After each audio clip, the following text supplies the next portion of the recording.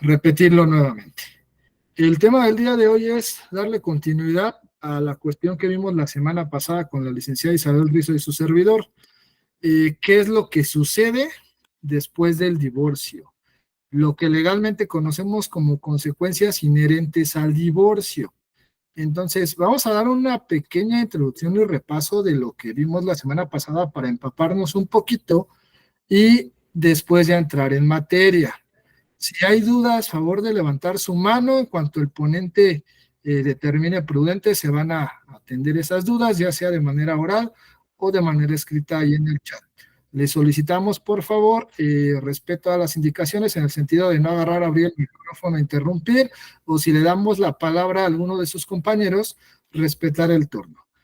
Más que nada porque en otras charlas esa parte se ha omitido, aunque se han dado indicaciones. Bueno, algunas personas entiendo que quieren resolver ciertas dudas, ciertas cuestiones, pero es importante atender. De igual forma, la idea no es darles una asesoría aquí, para eso hay tiempos. A lo mejor explicar ciertas dudas, pero hasta cierto punto, ya si quieren una asesoría más a detalle, con todo gusto podemos apoyar, pero también evaluar que somos al menos ahorita 33 y que esa duda en específico, pues a lo mejor a los demás les robamos tiempo de poder atender de manera adecuada el tema. Entonces vamos a comenzar con el repaso de la semana pasada. ¿Qué es el divorcio? Habíamos visto que el divorcio es la disolución del vínculo matrimonial de dos personas. Palabras coloquiales es cuando una pareja decide separarse legalmente, va ante el juez o va ante la autoridad administrativa y se divorcia. Recordemos que hay dos formas de poderse divorciar, la vía administrativa y la vía judicial. En la vía administrativa tenemos que se puede hacer mediante el registro civil o mediante la notaría. Y en la vía judicial es ante el juzgado de lo familiar y a su vez en este hay dos formas, el divorcio incausado y el divorcio de común acuerdo. Ahora, tomen nota que en el nuevo Código Nacional de Procedimientos ya no nos marca el mutuo acuerdo, nos marca incausado unilateral e incausado bilateral.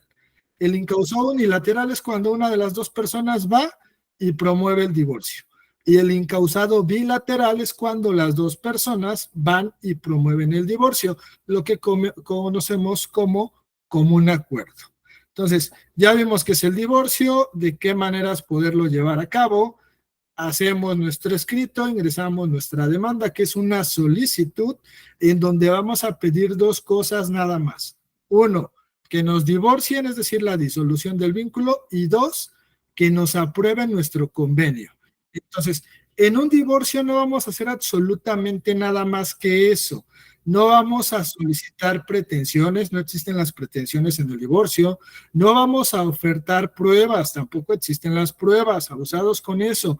He visto divorcios, he visto escritos de algunos colegas, en esta semana me tocó ver dos escritos que estuvimos apoyando, siguen ingresando pruebas, siguen solicitando pretensiones y la autoridad lo que va a hacer es te va a prevenir o en el peor escenario te va a desechar. Entonces, es una solicitud donde solo vamos a pedir que nos divorcien y que nos aprueben nuestro convenio.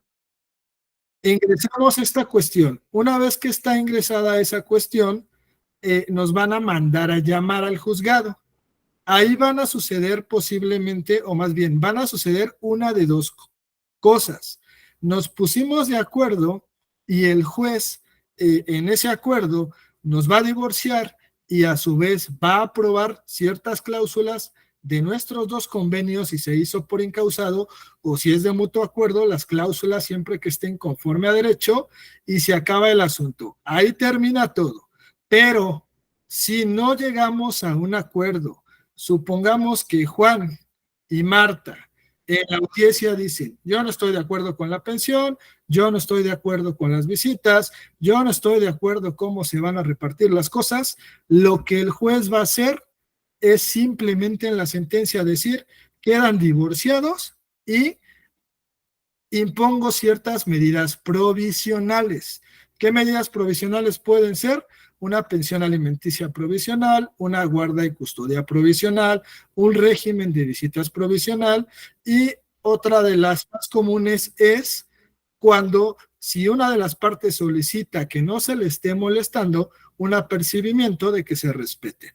Vamos a suponer, ya el juez vio que no se pusieron de acuerdo, entonces lo que va a hacer es los divorcia, deja esas medidas provisionales subsistentes y les dice que tienen ahora derecho, conforme a lo que marque la legislación de donde estén, de darle continuidad a lo que ya se va a convertir de un divorcio en una controversia familiar, en un litigio, y es ahí donde entran esas consecuencias inherentes al divorcio. ¿Qué son las consecuencias inherentes al divorcio? Entonces, lo que no logramos resolver dentro de nuestra solicitud de divorcio, puesto que las partes no nos pusimos de acuerdo.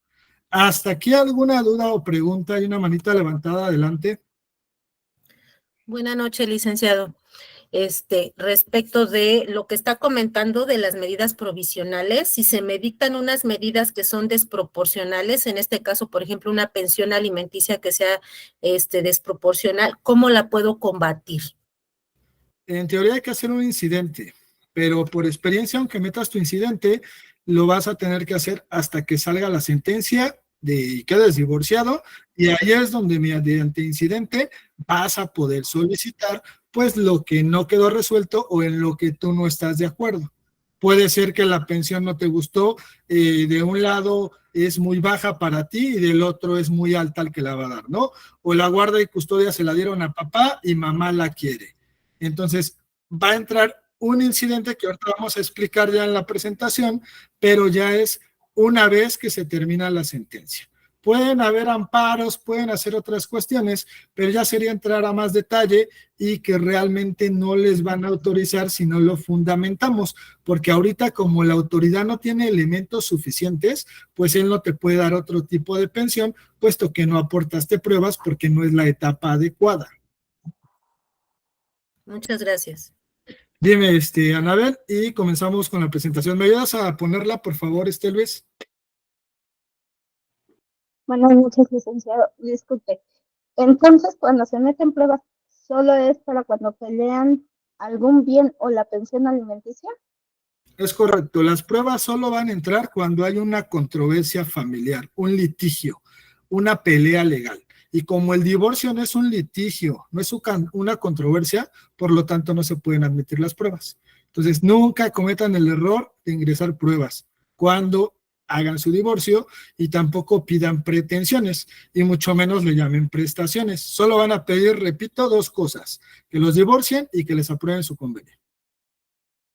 Ok, entonces la charla de hoy, después de esta introducción, es ver qué pasa después del divorcio, qué pasa cuando hay una sentencia que me gustó o no me gustó las medidas provisionales, pero que al final de cuentas ya está subsistente. ¿Me ayudas con la siguiente, por favor, Luis? Ok. Decretado el divorcio, ¿qué consecuencias hay? ¿Quién me ayuda a leer eso y ahorita lo explicamos? Un valiente, una valienta. Adelante, Anabel. Decretado el divorcio. ¿Qué consecuencias hay?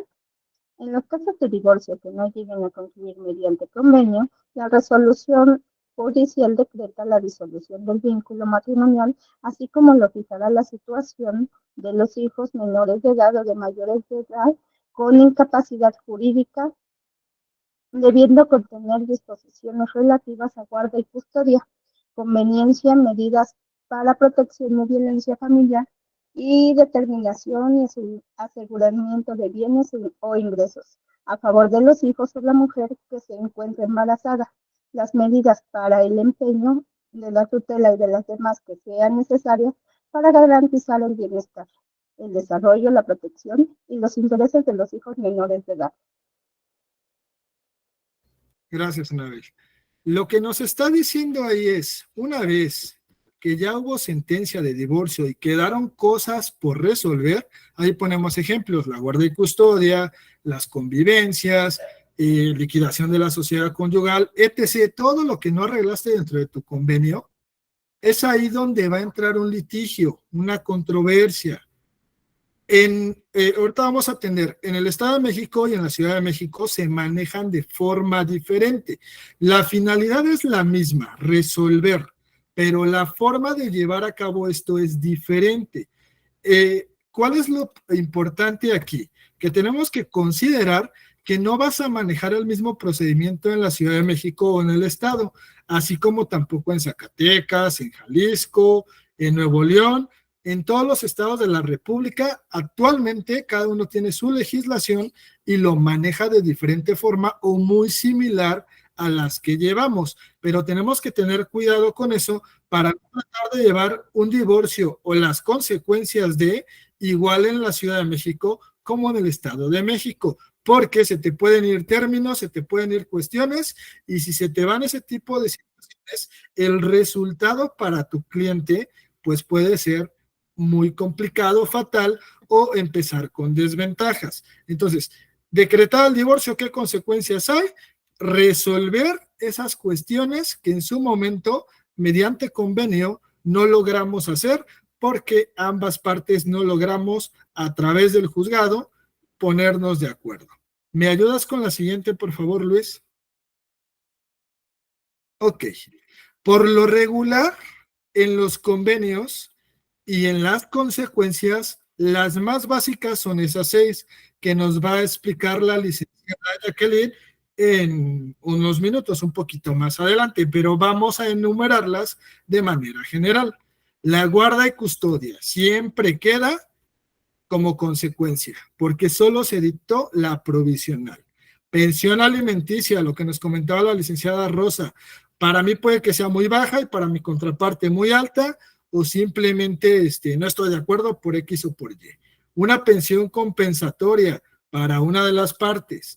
Un régimen de visitas para el contrario que no tuvo la guarda y custodia. El uso de domicilio conyugal y menaje y la liquidación de la sociedad conyugal.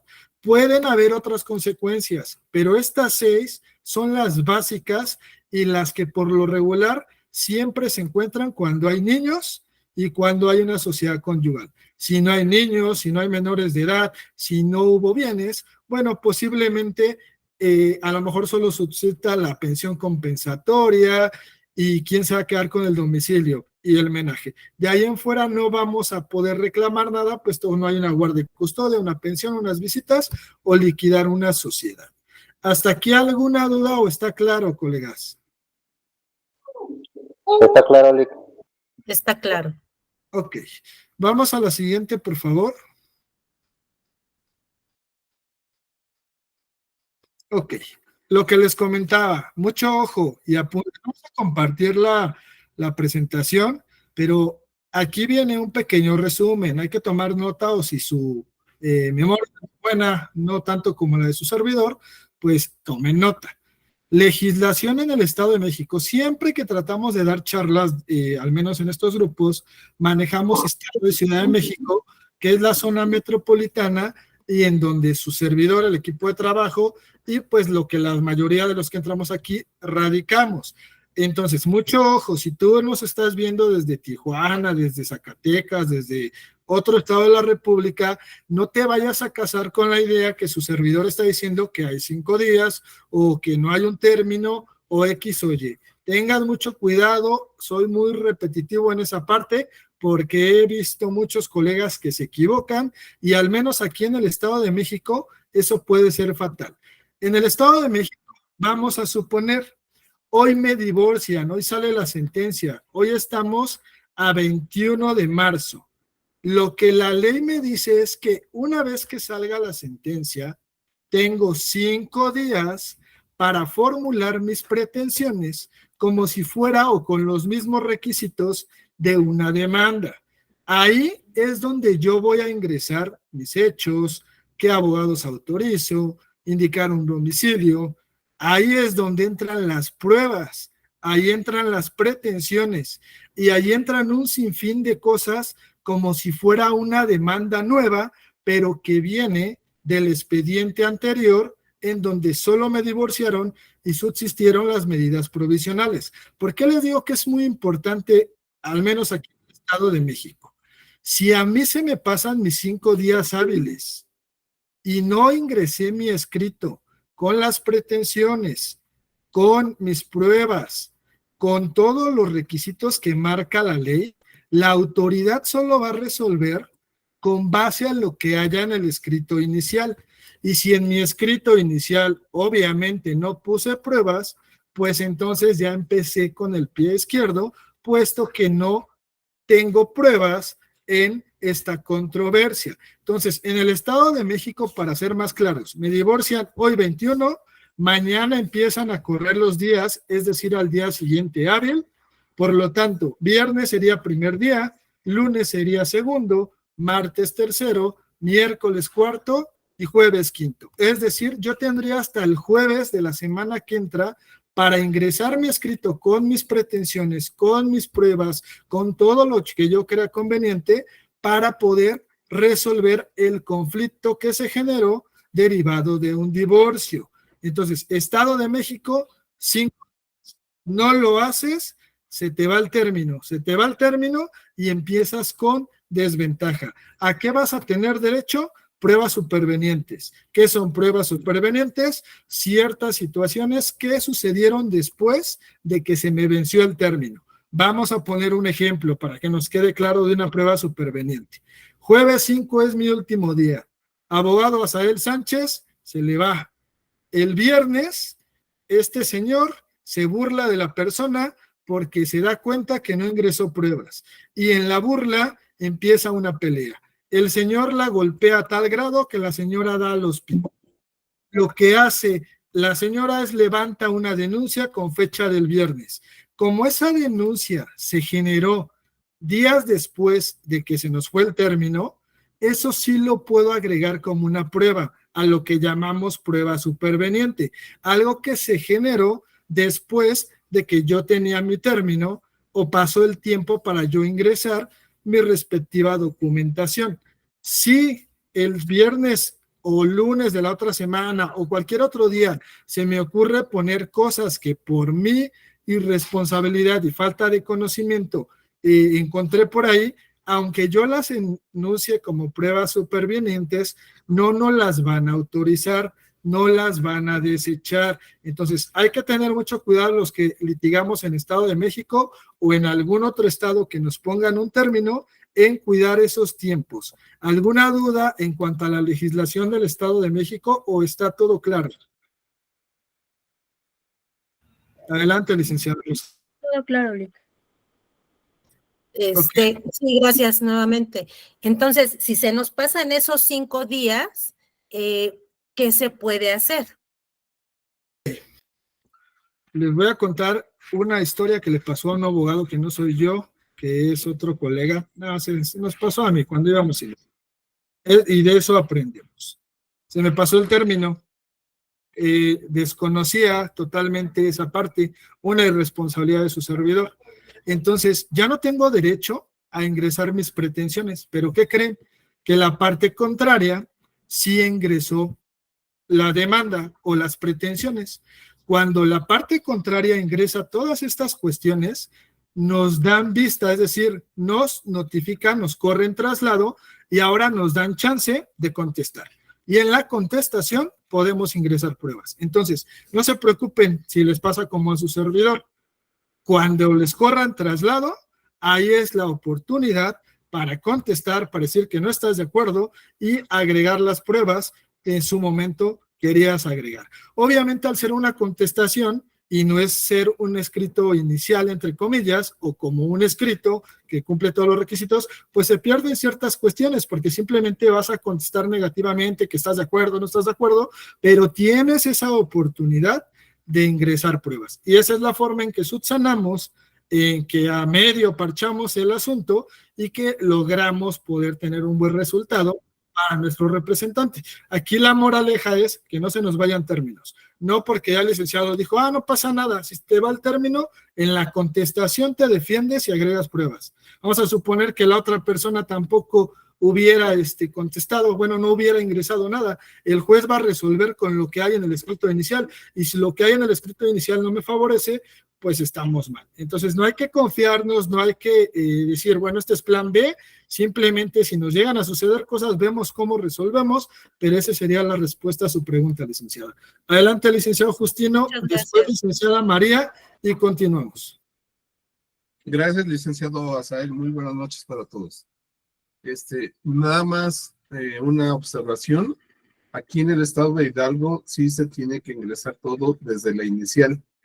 Ya después de que se ingresaron, ya después de que se ingresó la inicial, si no se ingresaron pruebas o cualquier otra situación, ya no se puede ingresar nada más.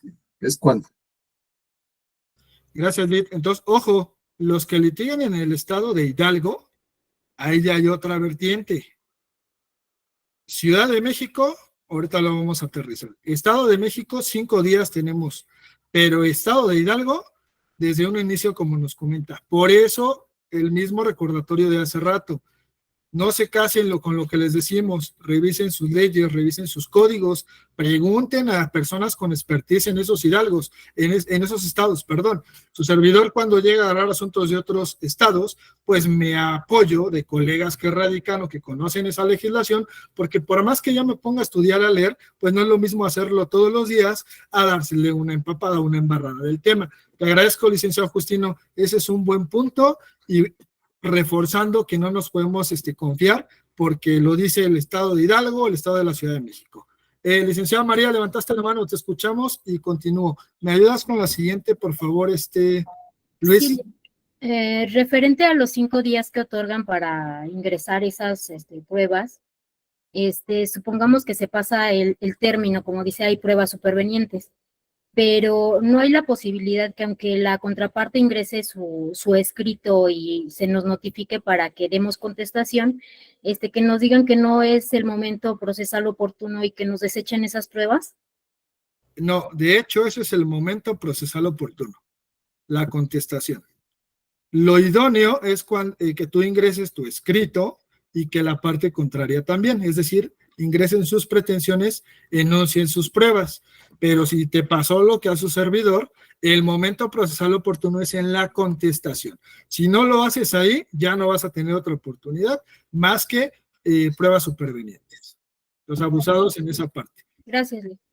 Abusados también. El tema civil es una cosa, el tema mercantil es otra cosa, el tema familiar, aunque son muy parecidos, tienen sus vertientes, entonces hay que tener cuidado. Tema civil, ingresas tu demanda, no ingresas pruebas, va a haber una etapa más adelante para ingresar tus pruebas. Entonces tenemos que tener mucho cuidado qué rama vamos a manejar y en qué estado la vamos a litigar. Ok, vamos a continuar. Legislación en la Ciudad de México. En la Ciudad de México el código actual no nos marca ningún tiempo, es decir, no tenemos 5 días, o 10 días, o 15 días. Pueden pasar meses o años y yo ingreso después mis pretensiones, mis pruebas y todo lo concerniente como un escrito inicial, con los requisitos de un escrito inicial, y vamos a estar en tiempo y forma. Vamos a poner un ejemplo. En la Ciudad de México se llaman incidentes. Esa es la diferencia. Vamos a ingresar un incidente y vamos a enunciar el mismo expediente del que se derivó el divorcio, pero aquí lo vamos a llamar incidente. En el Estado de México no lo llamamos incidente, simplemente es pretensiones con un escrito inicial. Hay incidentes también en el Estado de México, sí, pero son muy puntuales y el mismo código te lo marca. Ciudad de México, vamos a pensar que la licenciada María y yo estamos casados. Nos divorciamos mañana y la licenciada María dice, ya estoy contenta porque al licenciado Asael, como es abogado y debe irle bien, porque eso piensan de los abogados económicamente hablando, pues le fijaron una pensión de 20,000 pesos y aparte no le dejaron ver al niño porque es un abogado violento, entonces no le fijaron una convivencia. Entonces la licenciada María está bien a gusto, ella no va a promover nada porque lo que quería ya lo tiene, una pensión, que no vean al niño y divorciada. Y el licenciado Asael dice, a mí no me importa ver ese niño, yo le voy a dar su pensión, tampoco promuevo nada. Pasa un mes, pasan 2 meses, pasan 5 años, pasan 10 años, no va a pasar absolutamente nada. No se van a perder derechos, no va a haber alguna sanción, no va a haber apercibimiento.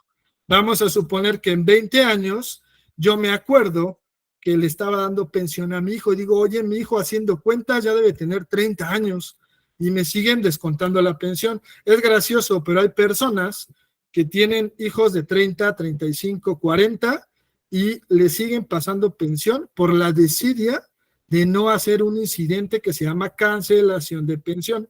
Entonces, yo me acuerdo en ese futuro, 20 años, que estoy pagando pensión, reactivo ahí y mediante incidentes resuelvo lo que en su momento no se resolvió. Puede ser que la pensión quede definitiva, puede ser, si todavía la persona es, bueno, en este caso el menor sigue siendo menor de edad, que la guarda y custodia quede definitiva o pedir el cambio de guarda y custodia, liquidar la sociedad conyugal.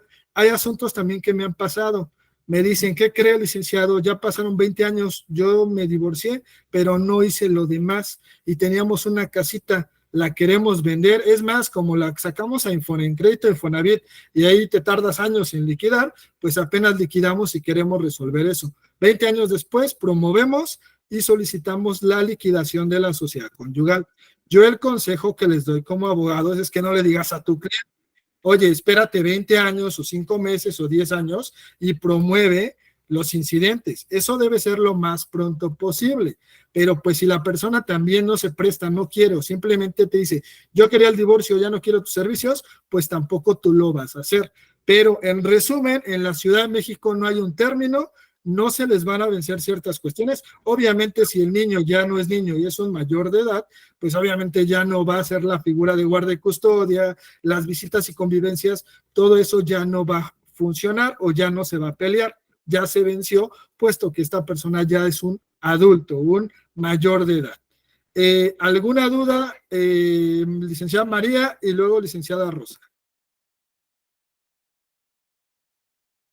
Hola, buenas noches. Sí, tengo una pregunta. ¿Es válido que una persona, digamos, ya tiene 24 años, le han estado dando su pensión durante todo este tiempo? Ella ya terminó su carrera, su licenciatura, pero se volvió a meter a estudiar otra segunda licenciatura. Entonces ella le quiere seguir como pues pidiendo, de hecho se lo siguen descontando al papá porque ella se metió a estudiar una segunda licenciatura. ¿Eso es válido? La respuesta es no. El problema no es que sea no, sino cómo vamos a demostrarle a la autoridad que es un no y le quiten la pensión. Entonces, tenemos que ser muy inteligentes y tenemos que ser muy estudiosos y actualizados. Lamentablemente, muchos colegas acaban la licenciatura, se ponen a litigar y en la vida vuelven a agarrar un libro y mucho menos se actualizan. Por eso es que lamentablemente los que sí estudian un poquito más, pues les va un poco mejor o les va mucho mejor en cuanto a resultados. ¿Qué vamos a hacer? La ley me dice, y si no me desmienten, que la pensión es hasta que un niño que se convierte en adulto, es decir, después de los 18 años, tenga elementos suficientes para poder subsistir de manera propia. Entonces, si esta persona, este adulto, ya tiene una licenciatura, ya tiene el título, ya tiene la cédula, ya tiene herramientas para poder trabajar, es más, ya hasta le pagaron una maestría y ahora quiere estudiar una segunda, tercera, cuarta licenciatura, el abogado tiene que demostrarle a la autoridad que esta persona ya tiene las herramientas para trabajar y que si él quiere seguir estudiante, qué bueno, va a ser una persona muy preparada, pero eso ya es responsabilidad de él. Entonces tenemos que irnos a nuestro código donde marca estos artículos, los parámetros y con base a eso, con base a jurisprudencias, cancelamos la pensión. Entonces la respuesta es, no es válido, pero tenemos que fundamentar, argumentar y probarlo. No nada más decirlo, hay que probarlo. Ok, otra pregunta. Se supone que ya quedó claro esa parte que esta persona ya terminó su licenciatura, pero bueno, es que me solicitaron esa asesoría, que se supone que ahora el juez mandó a preguntar a la segunda escuela a ver si es cierto que la persona se metió a estudiar una segunda licenciatura. Entonces eso ya vendría sobrando, porque se supone que si no es válido que se le siga dando pensión por una segunda licenciatura, entonces ya no tendría ni que probar si es verdad que está estudiando o no.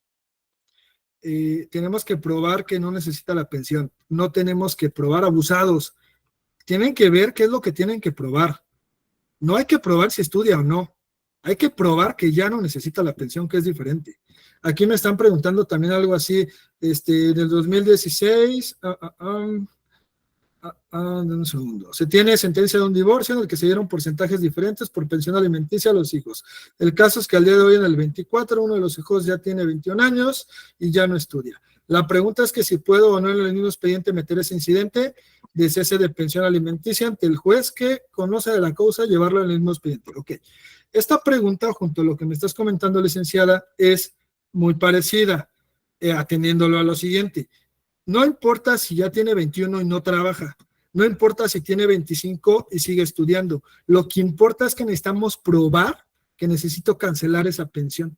Y si la ley me dice que con base a X, Y y Z se cancelan las pensiones, yo tengo que hacer lo pertinente. Entonces, respuesta a la pregunta que está escrita, tienes que hacer, si es en el Estado de México, tienes que hacer una demanda nueva por cuerda separada y vas a poner como referencia el antecedente del expediente anterior adjuntando copias certificadas. Y si es en la Ciudad de México, vas a hacer un incidente sobre el mismo expediente. Entonces, son las dos vías que lo podemos llevar dependiendo de estado o ciudad. Y en tu caso, licenciada María, tienes que probar que no necesita la pensión, más no tienes que probar que estudia. ¿Cómo lo vas a hacer? Mediante un incidente si es en la Ciudad de México o mediante una demanda nueva en el Estado de México. Ya si tienen más dudas, con todo gusto podemos platicar ya en privado para no robar más tiempo. ¿Está claro? ¿Hay alguna Muchas gracias. No, muchas gracias. Ok, licenciada Rosa, y continuamos, nos dice el licenciado Justino, en Hidalgo se combate en juicio diferente, Estado de México es lo mismo, se combate en juicio diferente, Ciudad de México no, sobre el mismo expediente, todos los incidentes habidos y por haber que vayan a existir, se van a manejar siempre sobre el mismo expediente. Te escuchamos, licenciada Rosa, y cierro. Muchas gracias, Lick. Una pregunta, para promover un incidente de los que nos estás platicando en la Ciudad de México, ¿necesito copia certificada solo de la sentencia o de todo el expediente de divorcio? No, en la Ciudad de México necesitas el expediente en físico. Si el expediente ya se fue al archivo judicial, que es lo más seguro porque después de 6 meses se manda al archivo, tienes que traerlo al juzgado de origen, promueves tu incidente y todo se va a llevar a través del expediente principal. Es decir, va a haber expediente principal papá y va a tener muchos hijitos que van a hacer los incidentes que tú quieras. No necesitas copias certificadas, tienes que traer los originales. Ah, ok, es que como dice ahí que se destruye el expediente, por eso es mi duda. Eso es mentira. Sí destruyen expedientes, pero realmente lo que hacen es mandarlo al archivo judicial. En esta época y lo que ya estamos viviendo, lo más seguro es que sí se van a destruir porque ya todo queda digitalizado, es decir, ya todo queda en sistema. Pero actualmente la realidad es que los expedientes no se destruyen, se van al archivo judicial y lo que sí pasa es que los pierden, eso sí pasa, los pierden y cuando los pierden hay que reponerlos, hay que, de los que están digitalizados o de la documentación que se recupere que tenían las partes o que por ahí encontraron, se trata de armar un expediente como si fuera el original, pero no se destruyen realmente. Muchas gracias. Ok, ayúdame con la siguiente, por favor, Luis. Ok, les había platicado cuando iniciamos que hay 6 puntos principales, no son todos, en donde se generan esas consecuencias, es decir, cosas que no se resuelven. Es un gusto para mí presentarles, ya nos había ayudado en otra charla anterior la licenciada Jacqueline, maestra, tiene maestría también, es docente, es una gran colega, es una gran amiga, puedo decir, es una excelente persona con mucha experiencia, con mucho conocimiento. Ella nos va a compartir, nos va a explicar a fondo estos 6 puntos principales. La idea es que nos quede un poquito más claro. Si hay alguna duda, con todo gusto, igual la licenciada lo va a resolver o su servidor. Y sin más, te dejo la palabra. Ahorita la licenciada está un poquito enferma, entonces si la escuchan ahí un poquito con la garganta, es porque está enfermita, no va a poder abrir su cámara por lo mismo, pero con todo gusto y de manera responsable nos está ayudando ahora sí que con el compromiso que hicimos de estar con ustedes, y pues sin más te dejo la palabra, licenciada. Gracias, licenciado Asa, igual, un gran colega, maestro, mi maestro. Entonces, pues bueno, vamos a empezar a hablar de estos puntos que tocó el licenciado Alzair. Nos dice, principales consecuencias inherentes al divorcio, refiriéndonos a la guarda y custodia. Al padre que se queda con la custodia, vamos a llamarlo padre custodio. ¿Qué es esto de tener la custodia? Es la responsabilidad de cuidar y proteger a un menor de edad. Se otorga a una persona determinada por mutuo acuerdo entre los padres o por medio de la ley mediante una autoridad judicial, es decir, una controversia. Incluso hemos podido ver que cuando se hacen los convenios, en ocasiones desde ese momento se dice con quién se queda con quién se quedan los menores, ¿no? Antes era establecido que era la madre quien siempre se iba a quedar con los menores. Sin embargo, ahora el padre también puede solicitar ser el padre custodio. En ocasiones, cuando no se llega a este acuerdo, como bien lo dice aquí el licenciado Asael, entra una controversia. Y entonces la responsabilidad, y es por eso que decimos, son parte de las consecuencias, porque a veces pensamos que es solamente el divorcio y ahí queda todo, ¿no? No te preocupan algunas cuestiones.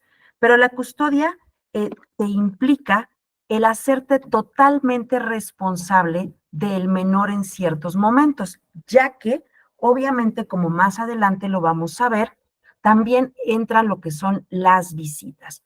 En cuanto a custodia, ¿alguien tiene alguna pregunta? También, yo sé que muchos de los que estamos aquí litigamos, otros son estudiantes. Es importante para los que son estudiantes o que vamos iniciando que no debemos de confundir la guarda y custodia con la patria potestad, porque son dos temas diferentes. El que el padre o la madre tengan la custodia no quiere decir que pierdan la patria potestad. Ese sería como el primer punto referente a lo que es guarda y custodia, que tienes la responsabilidad de cuidar y proteger, e insistimos aquí, a un menor de edad. ¿Dudas o preguntas referentes a lo que es la guarda y custodia? Todo está bien, gracias. Todo bien. Muchas gracias. Hay dos manitas levantadas, licenciada María y licenciada. Adelante. Sí, tenemos aquí la mano arriba de María y de Rosa Alonso. Bueno, si quieren yo, Rosa Alonso, porque la licenciada María se tardó un poquito. En cuanto a la guarda y custodia, sé que existe la guarda y custodia compartida. ¿Qué tanto es viable o que se dé esta figura en el juzgado? Licenciado Asael, y ahorita yo te complemento. La realidad es que la práctica es muy raro, realmente es muy raro. A mí me ha tocado solo verlo una vez y yo en mi punto de vista personal no lo recomiendo. ¿Por qué? Porque los niños por lo regular ya van a la escuela, ya hacen ciertas actividades que conlleva una rutina. Entonces, ¿cómo vamos a estar desde mi punto de vista llevando una semana con papá, otra con mamá? Le empieza a mover desde mi punto de vista toda la rutina y a lo mejor estas personas se acomodan, pero realmente es muy raro porque la mayoría de las familias de la media para abajo tienen una rutina muy marcada. El papá trabaja, la mamá se dedica a la casa o en su defecto también trabaja, son los abuelos los que cuidan a los niños. Entonces, estarlo brincando de una casa a otro, que es lo que maneja la guardia y custodia compartida en la práctica, yo lo veo muy complicado. Se ve muy poco, les vuelvo a repetir, en toda mi experiencia solo lo he visto una vez, y yo a los niños no los veía tan bien por esas cuestiones. Ya va a ser cuestión de que si los padres se ponen de acuerdo, que si el juez lo autoriza, pues ahora sí que, y mientras también el código lo permita, porque no todos los códigos de todos los estados lo permiten, pues adelante.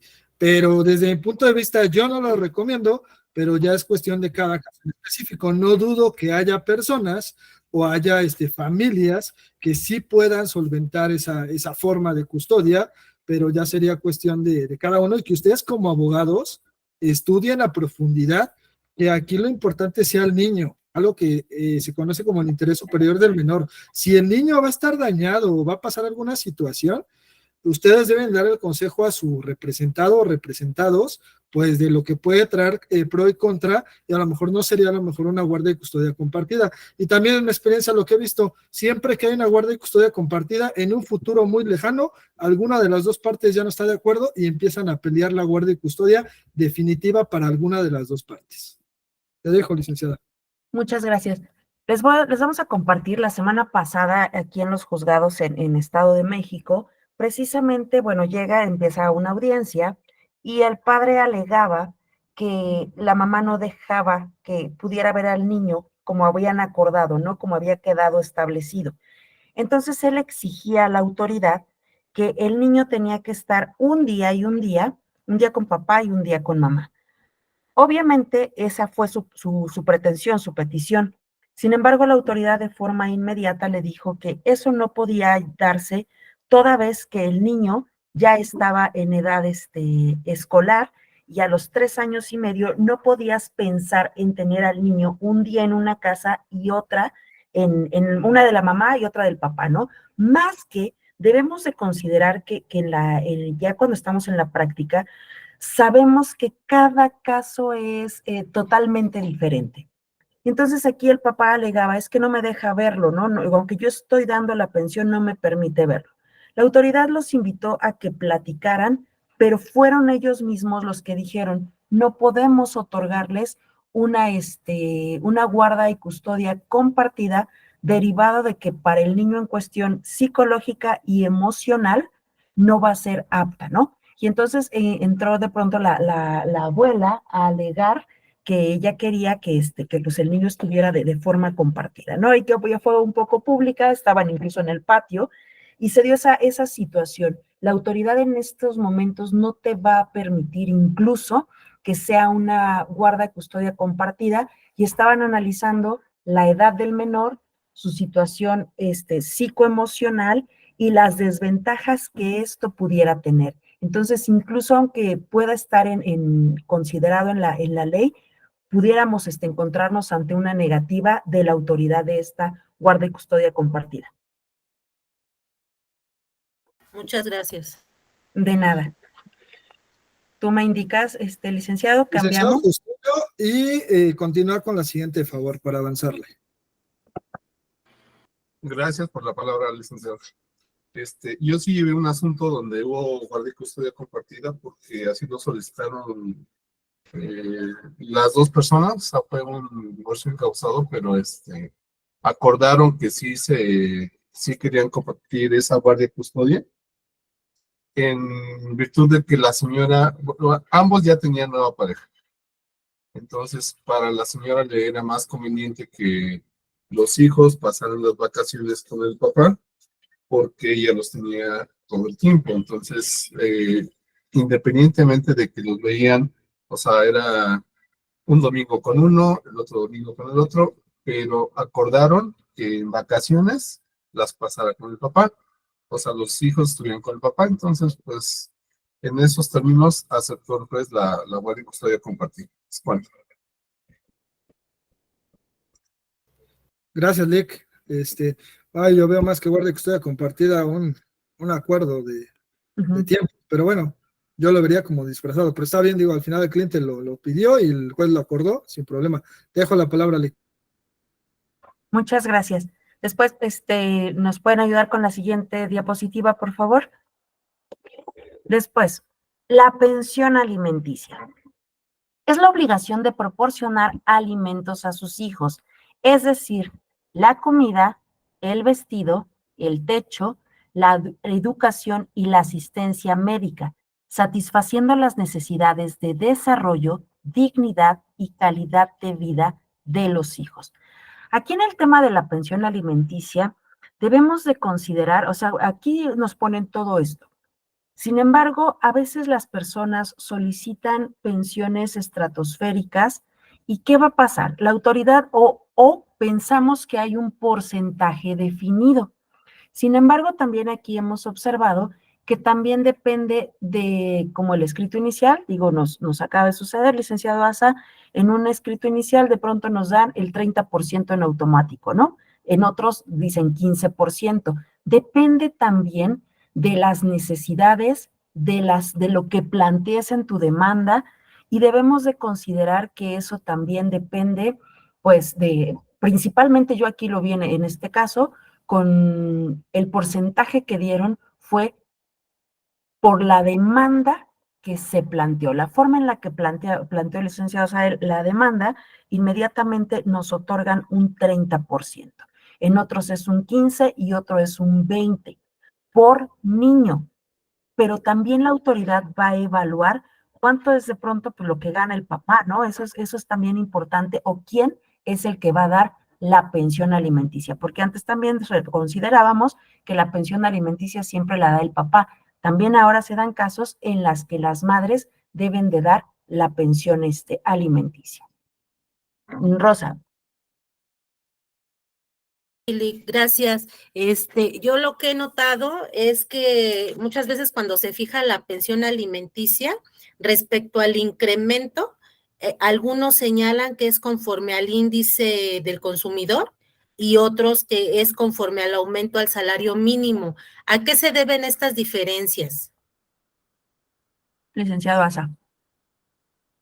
El código también, el código lo marca. Tenemos que, siempre que haya esas dudas, yo puedo dar mi opinión, la licenciada Jackie la suya, todos los abogados podemos tener certeza o error, pero aquí básense a su código, volvemos. El código tiene las respuestas, lamentablemente a veces no leemos o no sabemos buscar, esa es la realidad. Me ha pasado, me han tocado asuntos que digo, ay, esto está medio extraño, no me había tocado ese punto en específico, y a estudiar, pero ahí aparece.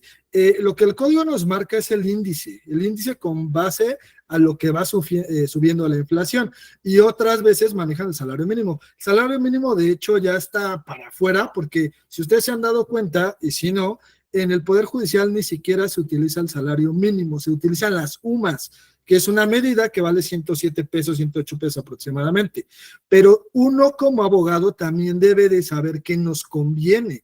También es saber, si la ley no me prohíbe y me permite ciertas cosas, aunque la misma ley me diga que es sobre el índice, pero no me está prohibiendo el salario mínimo, pues que me conviene más. Si el salario vale 250 y la UMA vale 107 pesos y la inflación obviamente es muy bajita, pues a mí como abogado, dependiendo de qué parte o de qué lado estoy, pues cómo lo voy a manejar. Vamos a poner un ejemplo rápidamente. Yo voy a pedir una pensión para una persona que yo no le puedo comprobar ingresos, es decir, no trabaja formalmente, no vamos a saber realmente cuánto gana. Yo lo que hago, lo que su servidor hace es solicitar un salario mínimo diario, que son 7,500 pesos en total al mes, que va a pagar más o menos esta persona. El juez a veces me autoriza el salario mínimo, a veces me autoriza medio salario, etc., etc.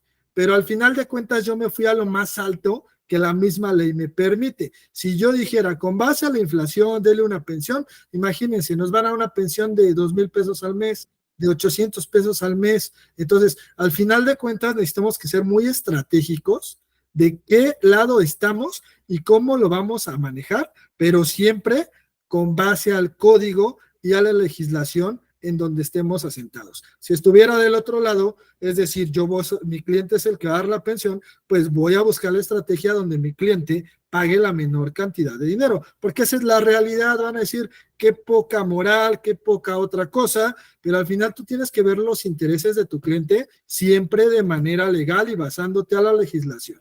Entonces, esa sería la respuesta. Como tal, no te puedes ir, es por X, Y, Z, es estrategia y va a depender si te lo permite o no te lo permite tu legislación. Te dejo la palabra, Ale. Muchas gracias. Muchas gracias. La siguiente diapositiva, por favor.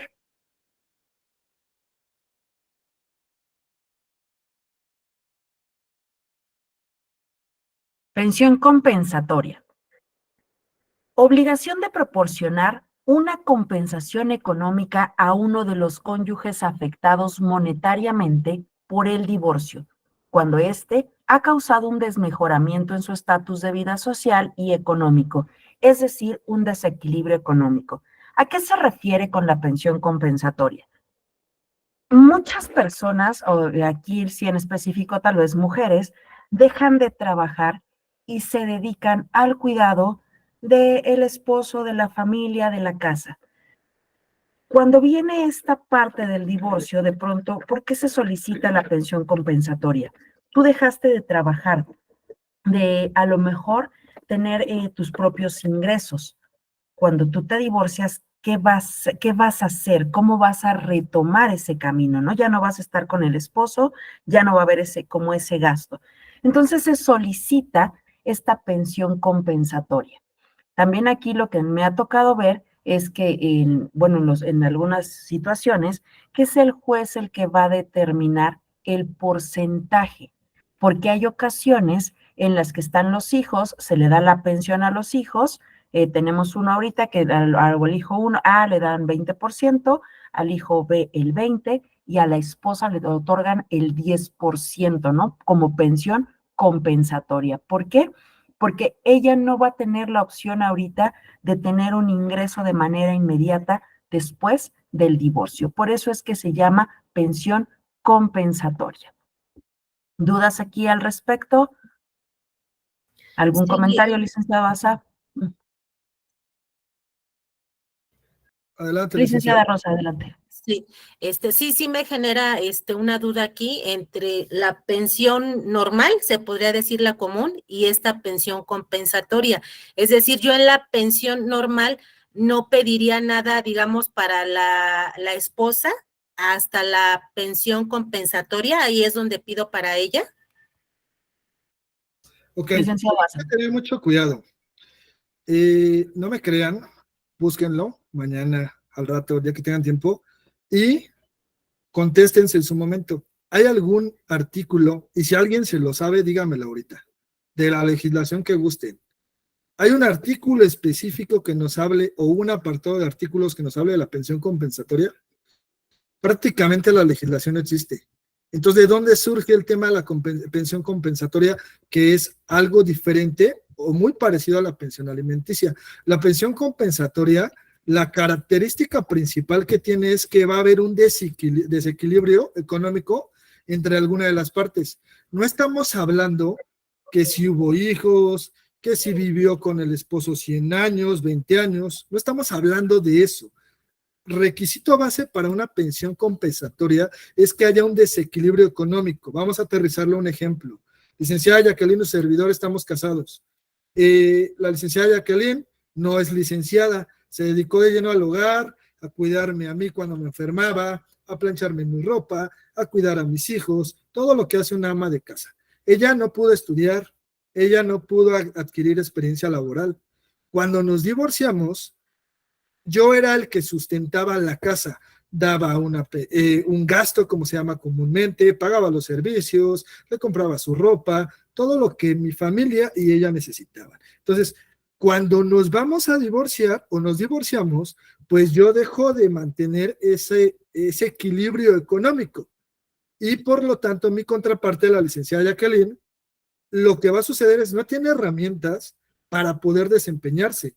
Aunado que yo cubría todo, de la nada se queda coloquialmente en la calle. Entonces la autoridad se da cuenta que hay un desequilibrio económico y fija una pensión que compensa ese desequilibrio para que la licenciada, que no es licenciada, pueda tener una estabilidad económica, pueda empezar a subsistir, pueda empezar a generar a lo mejor un empleo, un negocio propio y pueda tener ese sustento que le venía proporcionando su contraparte. Entonces, esa es una base fundamental de la pensión compensatoria contra la pensión alimenticia. La pensión alimenticia, lo que se considera o es como si fuera un hijo más. Ah, ok, te voy a dar un dinero porque vivimos años juntos, porque X, porque Y, pero la base fundamental entre uno y otro es que va a haber un desequilibrio económico después del divorcio.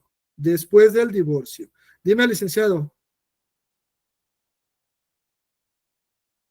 Licenciado Héctor, tienes tu manita levantada. Perdón, no había puesto el audio. Buenas noches. ¿Cuánto tiempo se tiene que pagar la compensación, la pensión compensatoria? Ok, ahí va otro punto. Antes ni existía la compensatoria para empezar. solo había algo que se llama pensión alimenticia. La pensión compensatoria realmente es algo nuevo. La pensión alimenticia, lo que era una costumbre realmente, es que si yo vivía con mi esposa 10 años, la tenía que mantener, porque así se decía, suena feo, pero es la realidad. Y no sea la realidad de mantenerlo, sino cómo se manejaba. La realidad es que estamos acostumbrados a mantenerla 10 años más.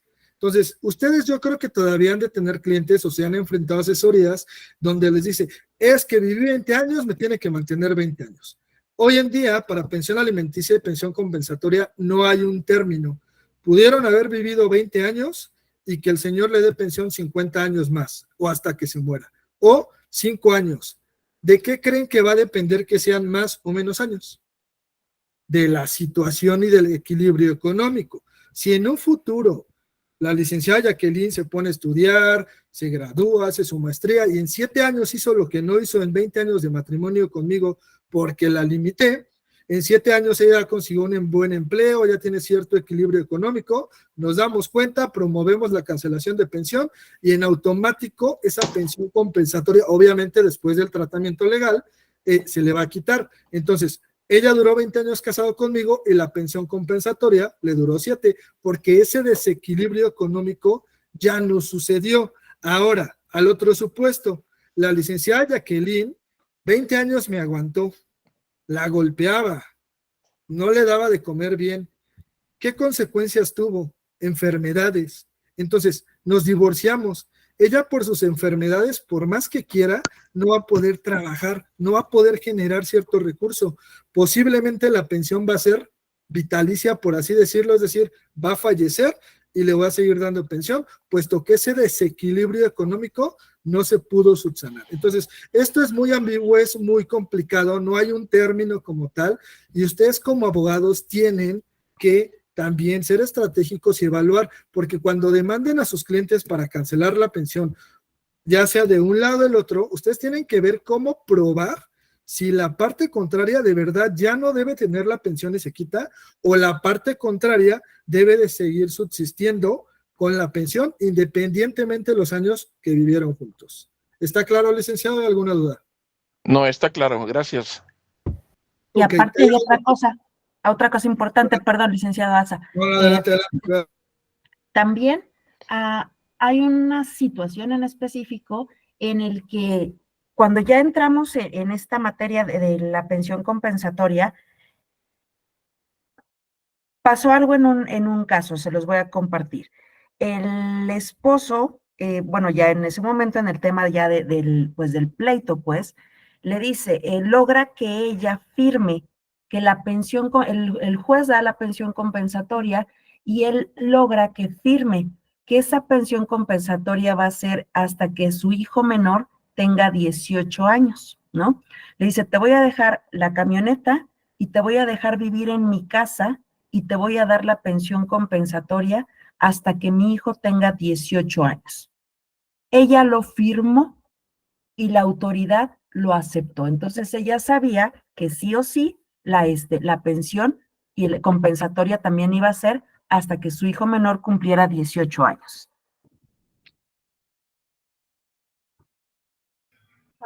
Gracias, Nick. Nada más para complementar lo que dice el licenciado Miguel, artículo 252 ter, Código Civil del Estado de Veracruz, sí habla de la pensión compensatoria. Entonces, es lo que les digo, cada estado es diferente, son muy poquitos, sería una buena tarea para ustedes mismos que averigüen qué estados de la República sí maneja la pensión compensatoria y qué estados que no lo manejan se basan o utilizan jurisprudencia en el tema de compensatoria. Eso es lo que hacemos nosotros o lo que deben de hacer como abogados. Si mi código no me lo marca, utilizo jurisprudencias, doy referencia como tal a otras legislaciones, pero yo no puedo decir, con base al artículo 252 del Estado de Veracruz, quiero que le des pensión, porque no está ese código vigente para tu demarcación, pero sí puedes utilizar la jurisprudencia que hace referencia el Estado de Veracruz en un asunto que resolvió y que te va a servir para otro estado. Entonces tenemos que saber cómo manejar esas cuestiones, cómo sacarle provecho a legislaciones de otros estados sin obviamente poner los artículos porque no son admitidos, puesto que es otro estado. Continúa con la siguiente, te dejo la palabra.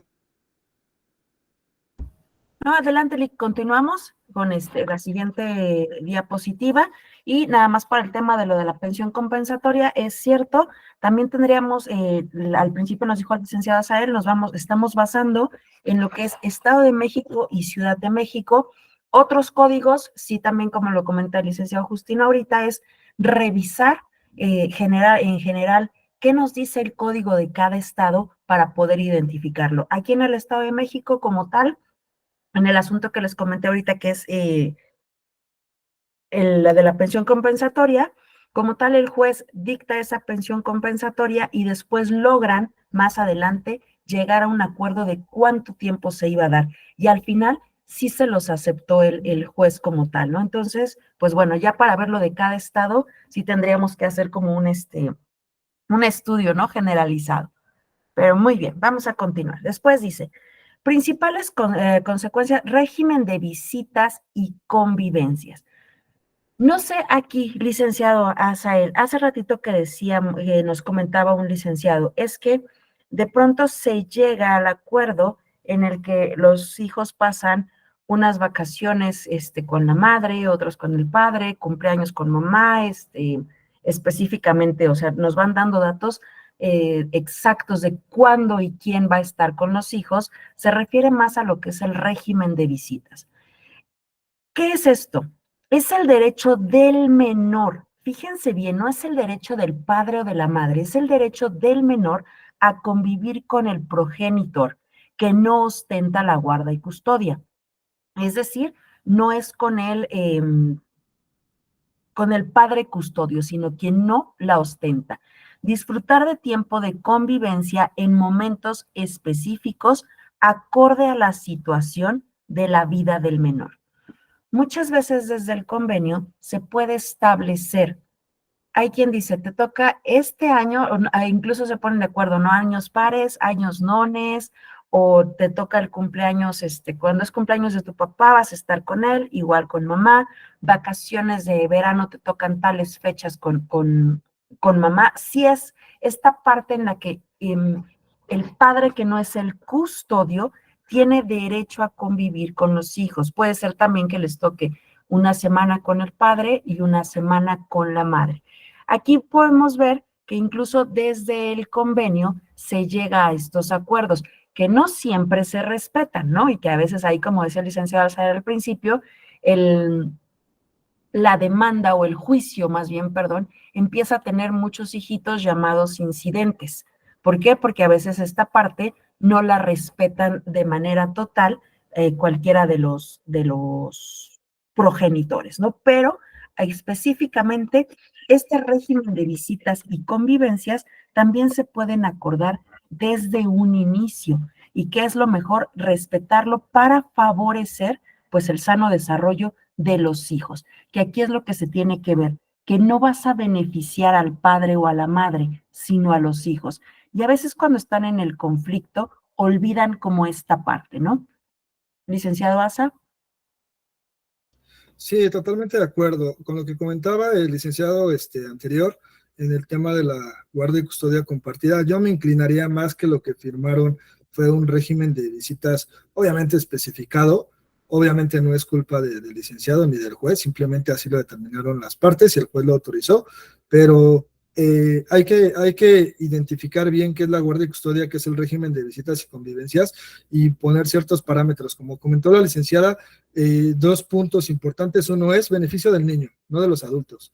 Y la realidad es que los adultos quieren ver su beneficio y el que menos les importa es el niño. Esa es la realidad. Entonces, como abogados, el consejo y pues sí, el comentario es que no sean de esa parte, ¿no? Que inviten a sus representados, que lo importante es su pequeños, y que bueno, los intereses propios de ellos como adultos, pues se pueden hacer un poquito de lado, ¿no? Y el segundo punto es, esto está diseñado para que disfruten ese tiempo, llámale un cumpleaños, llámale una visita en una fecha especial propia de la escuela. Muchas veces, lamentablemente, somos muy cuadrados y mamá dice, a ver, el juez dijo que lo vas a ver cada 15 días. Pero ¿qué crees? No quiero. Me enteré que es el festival de verano y mi hijo va a cantar. Pero ¿qué crees? No puedes ir a la escuela porque a ti te dijo el juez. Entonces se ponen en cosas que creo que son a veces niñerías y que uno a veces como abogado lo he notado, espero que no sean así los que litigan y los que van a litigar, uno como abogado en lugar de decirle a la gente, es que debes ser flexible, esto no pasa nada legalmente hablando, hay que ser maduros, uno mismo como abogado es el que le dice, no lo dejes, y X, oye, mientras no haya peligro para el niño o la niña, no tendríamos por qué como abogados decirle no lo prestes. Yo sí he dicho a algunos clientes, no le permitas ver a los clientes, pero porque hay situaciones que si lo permiten, hay riesgo para el menor. Llámale violencia, llámale drogas, llámale abuso sexual, un montón de cosas. Entonces, en eso sí estoy de acuerdo en dar ese tipo de asesorías, pero si simplemente como abogado o abogada le voy a decir, no lo dejes ver porque te cae gordo y porque ya tiene una persona, otra pareja, pues entramos también al juego de las niñerías y creo que como abogados y como profesionistas no deberíamos de participar en eso. Entonces creo que lo más rescatable de esto es para el menor y el tiempo es para convivir, no para usarlo como moneda de cambio y sacar beneficios, que es lo que también hacen muchas personas.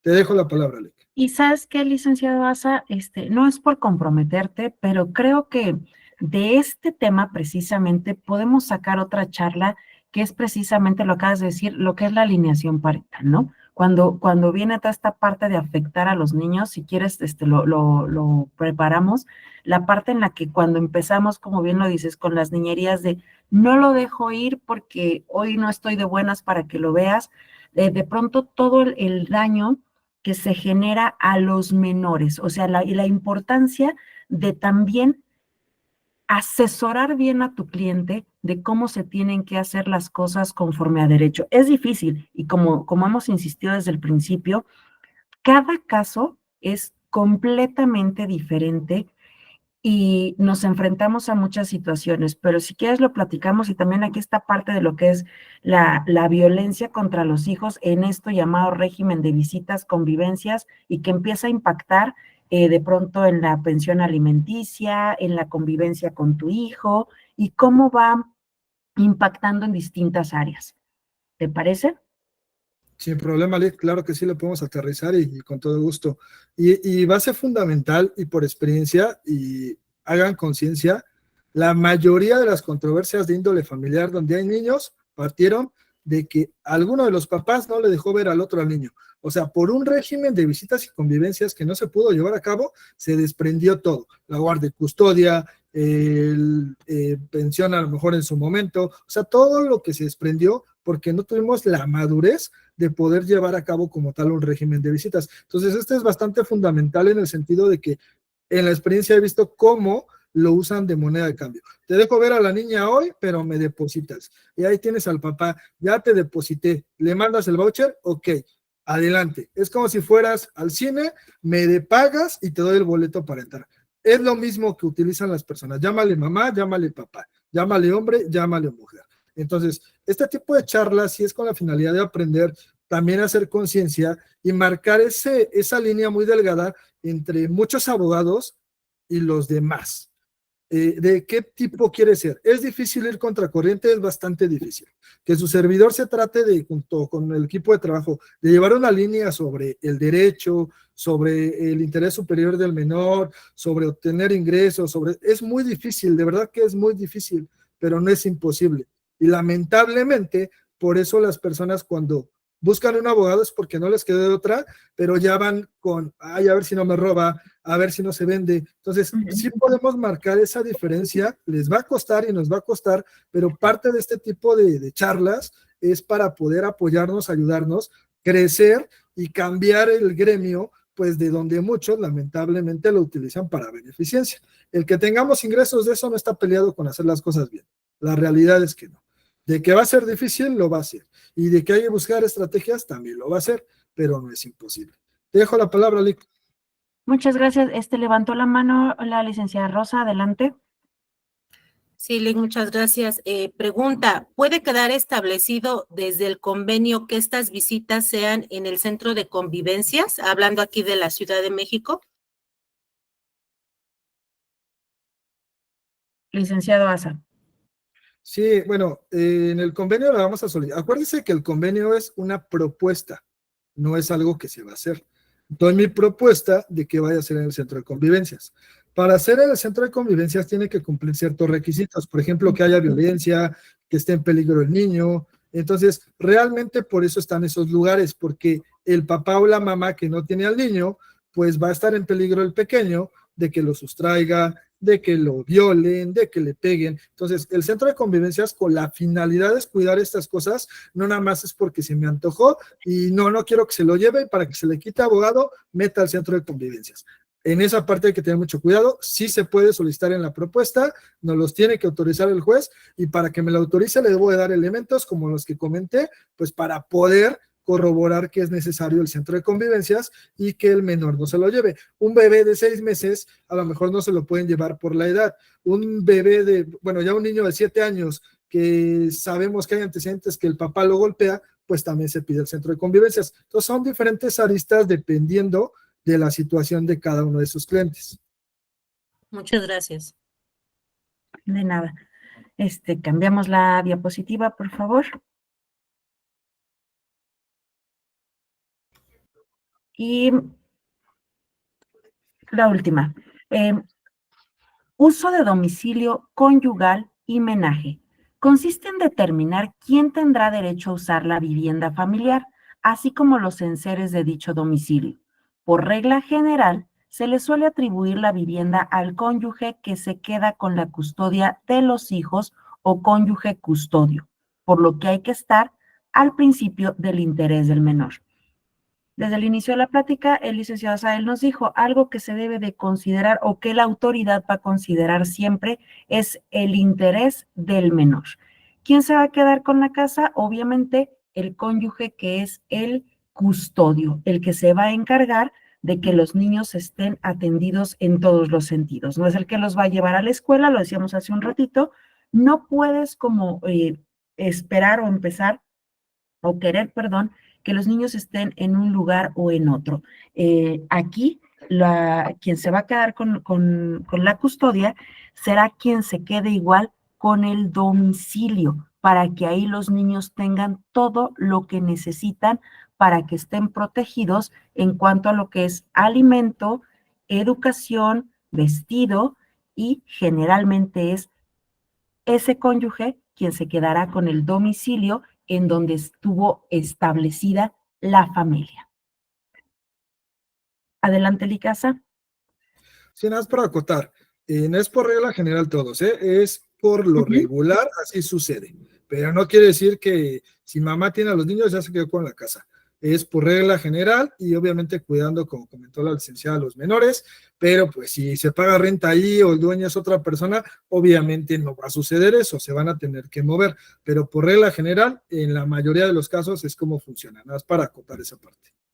No, y aparte también, Licasa, como efectivamente lo dices, hay puntos o situaciones que debemos de identificar, porque, por ejemplo, hay casos en los que dices, es la casa de Infonavit que se está pagando y el papá de pronto dice, bueno, ahí se quedan ustedes, pero pues te voy a disminuir la pensión o deja de dar la pensión y de pronto la mamá se confía y después resulta que tampoco estaba pagando la casa, ¿no? Sí es, efectivamente habría que ver en estos casos siempre cuáles son, qué es la particularidad de cada caso, qué acontece, ¿no? Si es, como hace un momento comentábamos, en un asunto que se está llevando, pues bueno, la casa era del padre, dice, ahí se quedan los tres, porque es la ex esposa y los hijos, pero tienes cierto plazo para después moverte. Si la están rentando, a lo mejor ya no va a poder el papá pagar la renta y además la pensión, porque es como diferente. Cada caso sería como muy particular, ¿no? En ese sentido. Adelante, Lick. Adelante, creo que con eso está más que completo. Con la siguiente, Luis, para que me ayude a cerrar la licenciada. Y la última. Consiste en la división, que es la liquidación de la sociedad conyugal. Consiste en la división de los bienes comunes que se adquirieron por los esposos durante el matrimonio y deriva de un divorcio. Cabe mencionar que dentro de la sociedad también se incluyen los pasivos por ambas partes, como son las deudas. Primero, cuando hablamos de sociedad conyugal, estamos señalando que desde el principio es el régimen, bajo qué régimen contraes matrimonio, bienes separados o sociedad conyugal. Aquí cuando habla de la sociedad conyugal, quiere decir que nosotros, lo que se adquiere en el matrimonio, al disolver tendrás que dividirlo en partes iguales, es decir, el 50%. Una característica aquí, por ejemplo, sería, licenciado Asa, cuando hay bienes que son de una herencia, no van a entrar en esta disolución de la sociedad conyugal. Eso es importante porque a veces cuando hay bienes de cuestiones hereditarias, no entran en la sociedad conyugal. Y en lo demás, lo que hayan adquirido juntos durante el matrimonio, sí tiene que disolverse junto con el divorcio. Y bueno, también, y se incluyen obviamente lo que son las deudas. No nada más vas a adquirir la parte positiva, la parte económica, sino también si hay deudas, pues tendrán que dividirlas. Adelante, Lick. Sí, el tema de la liquidación de la sociedad conyugal es un tema que más adelante vamos a abordar en otra charla más a profundidad, porque es extenso. Entran algo que se llaman capitulaciones matrimoniales, que empiezan a mover la situación de si entra o no entra la herencia, cosas de ese estilo. Por regla general, por código, herencia, cosas, por ejemplo, de la suerte, donaciones, eso no va a entrar en la sociedad conyugal, pero cuando hay capitulaciones matrimoniales, puede que sí. Entonces, vamos a aterrizar este tema, puntualizarlo en su momento en otro tipo de charlas para que quede un poquito más claro, pero de manera general, como dijo la licenciada, lo que se adquirió de manera positiva o negativa, llámale bienes o llámale deudas, se reparte a la mitad. Eso es lo que marca el código.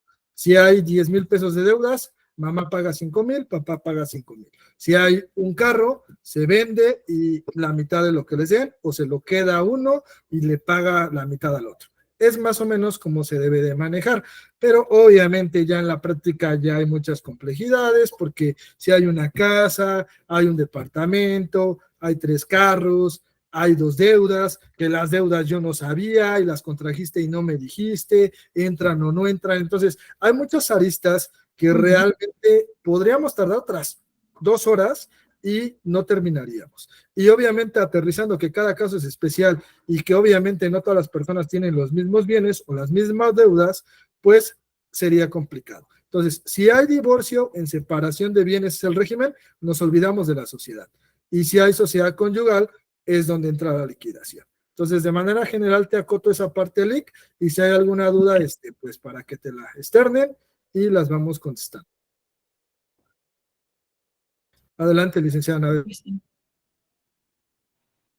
Disculpe, entonces, si están casados por bienes mancomunados, es por los bienes separados y de igual que las deudas. Pero si no están casados por bienes mancomunados, de todas maneras, ¿se hace la división de bienes y deudas?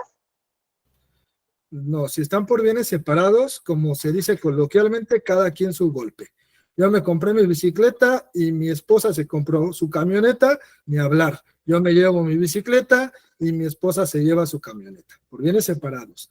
Yo me metí en deuda con Coppel, Electra, FANSA, no sé si exista, ya no lo he visto. Yo resuelvo mis deudas. Mi esposa era ahorrativo, no me va a ayudar a liquidar. Bienes separados, cada quien se lleva su golpe. Lo más que puede existir en bienes separados es la pensión compensatoria, que es lo que aterrizamos atrás, pero en tema de bienes, cada quien su golpe. Aunque exactamente yo hubiera dependido, bueno, la persona dependa del esposo y hayan sacado las cosas por igual, o sea, los dos los estuvieran pagando, aunque sea, porque están casados por bienes separados, no se hace la división de bienes. Ese es un error muy clásico. Lamentablemente, cuando son bienes separados, siempre hay alguien que abusa. Ejemplo, me caso contigo, Anabel, y yo astutamente soy abogado y tú todavía no. Entonces digo, separación de bienes, porque yo ya traigo un despacho atrás, ya traigo mi casa, ya tengo cosas. Y aparte pienso hacer más cosas, que lo que tenga no importa. Pero como tengo ya bienes o negocios, pues sé que me van a dar más dinero y voy a hacer bienes durante mi matrimonio contigo. Entonces, ¿qué hago? Bienes separados, todo lo pagamos entre tú y yo. Tú trabajas, te vas a limpiar casas, le batallas bastante. Yo como abogado le batallo, pero no es lo mismo limpiar una casa, pues que llevar a una audiencia, ¿no? Que tiene su desgaste también. Pero ¿qué crees? Que todo lo pongo a mi nombre. Aunque los dos lo hayamos pagado, la ley dice que como está mi nombre, es mío. Podríamos entrar en detalles, podríamos tratar de obtener alguna compensación. Va a ser muy difícil, pero de términos muy generales, lamentablemente se puso a nombre de X o Y, y aunque lo hayan pagado los otros, como va a ser muy difícil probar, y como está el artículo, pues realmente ese bien va a ser del nombre del que esté. Otra cosa que hacen cuando están por bienes mancomunados, como yo sé que todo lo que compre durante mi matrimonio va a ser de los dos, pues lo pongo a nombre de un tercero, llámale hermano, papá, mamá, comúnmente conocido como prestanombres. Como es un bien de otra persona, pues va a ser imposible probar y por lo tanto no se va a liquidar. Dime, licenciado David, espero que haya quedado claro, licenciada, a ver. Muchas gracias, sí, muchas gracias. Pues sí, es similar mi pregunta, ¿no? Sí, fue una pareja que su sociedad conyugal fue por bienes separados, unieron sus créditos para adquirir una vivienda de Infonavit, unen sus créditos, pero aquí hubo la controversia, cada quien se separan y queda la deuda con Infonavit, ¿sí? Y aquí entra el problema de que, pues, ¿quién va a terminar de pagar la casa? Pero aquí ya lo mencionas, es quien haya tenido el contrato con la empresa, ¿no? El contrato con Infonavit, o a nombre de quien haya quedado la deuda, ¿no? Así es, si el crédito del Infonavit lo sacó el hombre, pues el hombre va a liquidar, no hay de Ajá. otra, porque se lo Pero van a los descontar unieron, de ¿no? él. ¿Mandé? Perdón, Lick, entendí que los que unieron sus créditos, ¿no? Ajá, Los que unieron sus créditos, cada quien paga su crédito. Tengo un asunto parecido en donde la mujer lo sacó con el crédito Fobiste y el hombre con el crédito Infonavit, la misma casa. Hoy el hombre está viviendo con otra mujer y la mujer sigue pagando el crédito, la que era la esposa, y está rentando. Moralmente es injusto, pero legalmente los dos tienen la obligación de pagar. ¿Qué tendría que hacer esta persona? Pelear, pues que al estar pagando la casa y le pertenece, pues o se vende, se liquida y pues sacarlos, ¿no? Porque pues es injusto que ella esté pagando para que otra mujer viva cuando la que está pagando la mitad es ella, aunque el hombre está pagando la mitad. Pero bueno, son temas específicos, complicados, que necesitamos aterrizar, pero en resumen la respuesta sería cada quien paga su crédito. Ok. Y la otra, hay un caso de que una persona en su divorcio le dejó pensión vitalicia a su primera esposa, a su ex esposa, se volvió a casar y ahorita él ya falleció. Al momento de fallecer, se finiquita esa deuda, o la pensión vitalicia la va a seguir adquiriendo. ¿A qué me refiero con esto? La persona era militar, tenía una pensión por parte de su institución. Al momento de No me separarse, quedó muy clara tu pregunta. Voy a ver si te entendí bien. Hay un matrimonio, el militar le pasa pensión a la otra persona, una pensión alimenticia, y se muere el militar. ¿Estamos de acuerdo? ajá, así es. Pero la persona que recibe la pensión ya se casó. No se casó, pero supuestamente le dejó una pensión vitalicia. ¿Existe eso de pensión vitalicia? Más bien, la pensión alimenticia se va a convertir en pensión por viudez. Son figuras diferentes. Entonces, Ah. a ella le estaba dando una pensión vitalicia, bueno, no vitalicia, una pensión alimenticia. Ajá. Una vez que fallece, la pensión alimenticia pues pierde su efecto, puesto que el que provee está muerto. Pero como ya la persona que recibía la pensión ya no es su esposa, no va a poder reclamar una pensión por viudez. Si hubiera otra esposa del militar, es ahí donde ella va a requerir la pensión por viudez, pero la pensión alimenticia se va a cancelar, puesto que la fuente de trabajo, la fuente del dinero, pues ya no existe. ¿Me explico? Uh-huh. Ok. Sí. Entonces, en automático, haz de cuenta, vamos a ponerlo más claro. Yo trabajo para Coppel y me están descontando la pensión alimenticia, me muero, pues como dejo de trabajar, pues la empresa no va a seguir manteniendo a la persona que le daban la pensión, puesto que yo ya no trabajo ahí, ¿me explico? Yo ya no estoy generando ese ingreso para que de ese ingreso se pague la pensión, por lo tanto en automático se cancela la pensión. Es como cuando una persona brinca de un trabajo a otro, le están descontando la pensión, ahora me voy a Electra, ahora FANSA, pues obviamente no va a seguir pagando mi pensión, puesto que yo ya no trabajo ahí. Tiene que ser Electra, mediante el oficio que le manden, empezar a descontar la pensión. Es lo mismo con la muerte. Pero perdón, no lo mencionó, él ya había sido jubilado. Él recibía la pensión bajo su jubilación. Es lo mismo, se acabó la fuente. Tendríamos que revisar, ahí sí tenemos que ser muy específico, porque sí hay ciertas cuestiones que, por ejemplo, hay fideicomisos, hay seguros, que aunque fallezca la persona, vas a seguir dando pues cierto dinero, pero necesitamos ver cómo está aterrizada esa pensión y la dependencia que la está dando. Entonces sí tendríamos que ser muy específico.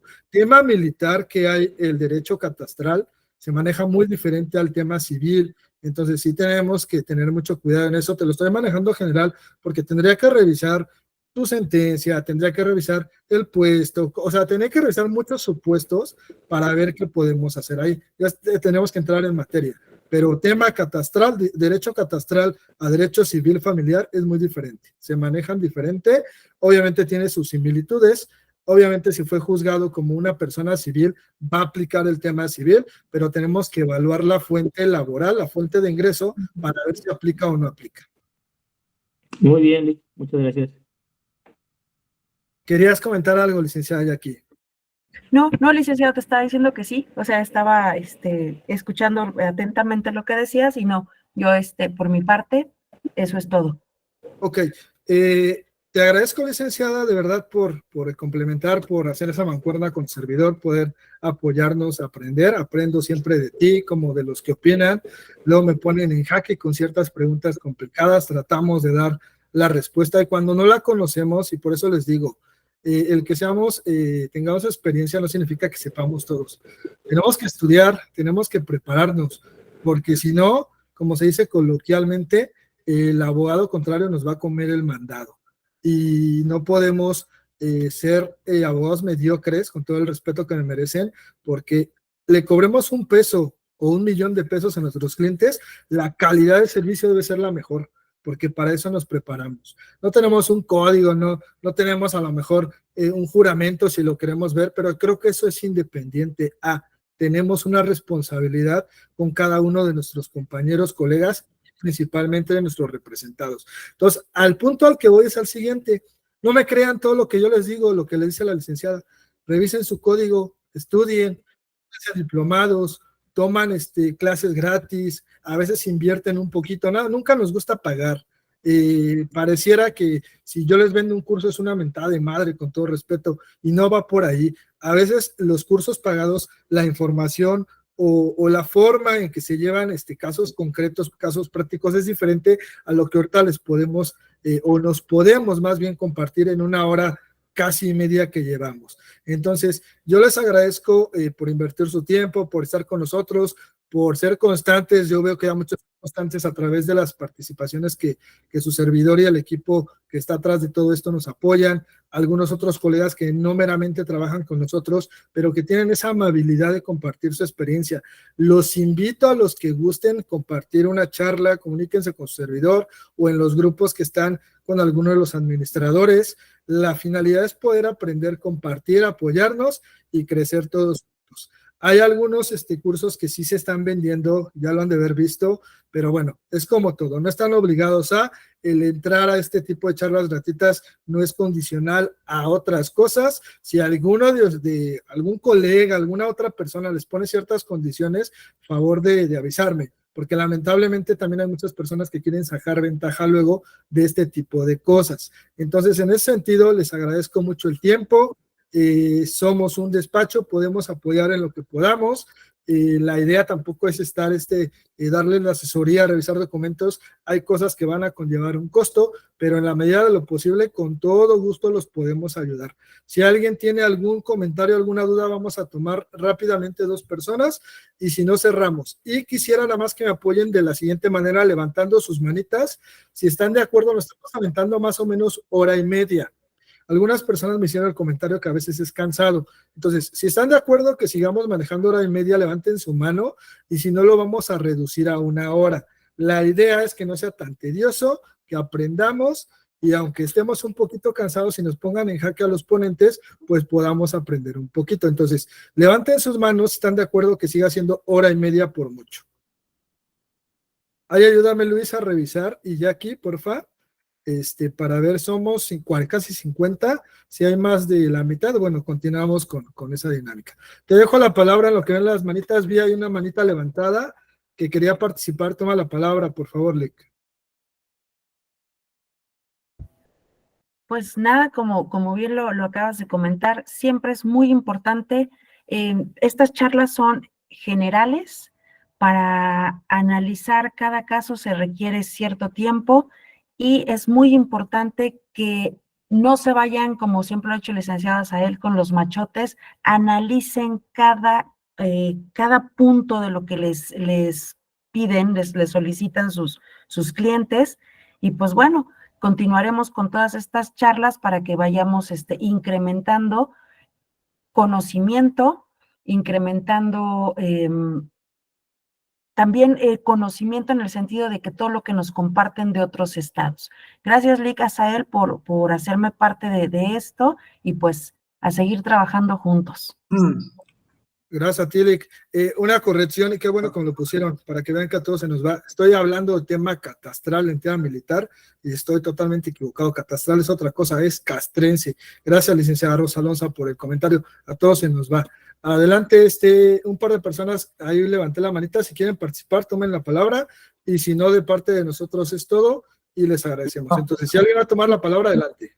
Yo. Licenciado, una pregunta, ¿se refiere al Código Civil Federal?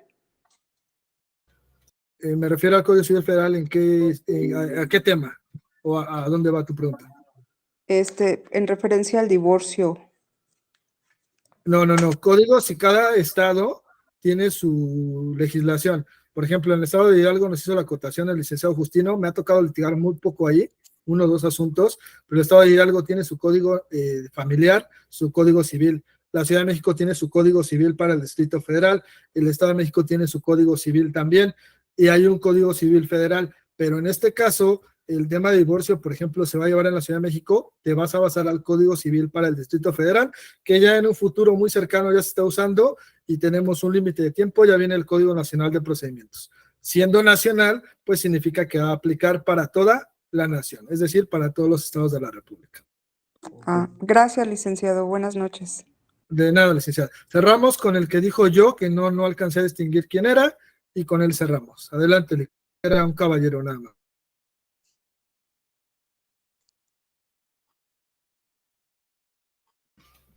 ¿Licenciado Norberto? ¿O quién? ¿O ya nadie quiere participar? Es que alcancé a escuchar un yo. Yo rápidamente, ¿tendrá ok. algún número de WhatsApp o telefónico donde podamos hacer consultas particulares con su costo, obviamente? Sí, con todo gusto. ¿Lo puedes anotar ahí, Luis?